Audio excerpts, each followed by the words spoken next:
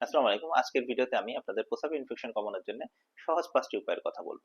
প্রথমটি হচ্ছে পর্যাপ্ত পরিমাণে পানি পান করা, অর্থাৎ প্রতিদিন কমপক্ষে ২.৫ থেকে ৩ লিটার পানি পান করবেন এবং যখন দেখবেন যে গরমকাল বা গ্রীষ্মকাল শুরু হয়েছে তখন ৩.৫ থেকে ৪ লিটার পানি পান করবেন। দ্বিতীয়টি হচ্ছে প্রস্রাব এবং পায়খানা করার পূর্বে এবং পরে সঠিকভাবে পরিষ্কার পরিচ্ছন্ন হবেন এবং প্রয়োজনে পর্যাপ্ত পরিমাণে সাবান ইউজ করবেন। তৃতীয়টি হচ্ছে যে প্রতিদিন কমপক্ষে ১ গ্লাস লেবুর শরবত পান করবেন এবং যদি সম্ভব হয় তাহলে সকালে এবং রাতে ২ বেলা করেই পান করবেন। লেবুর দাম যদিও এখন বেশি, তবে এরকম দাম আশা করি সবসময় থাকবে না।